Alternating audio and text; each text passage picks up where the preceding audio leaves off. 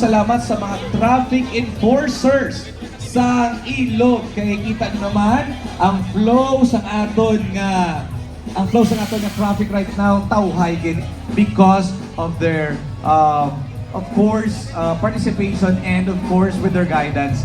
So again, I would like to request the general public that ang talabang ina-serve right now and madungan kita tanan kaon because we will have a very short program to commence sini.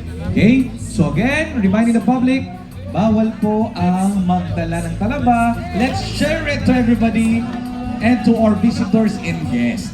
And of course, we would like to say good morning and welcome to Talaba Festival. We have the guests right now on stage. Welcome to the municipality of Ilog. And of course, we have here the K5 Media and the Team Alvarez. We have here Cover Kita Live and Facebook and media also. So again, we would like also to welcome mga vloggers naton kag mga content creators arala sa palibot. You might be one of their content.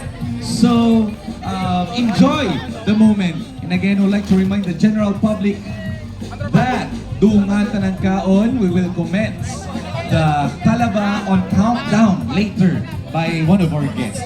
So once again, we asking you to be safe and of course, relax muna while ang mga talaba ara ina-serve.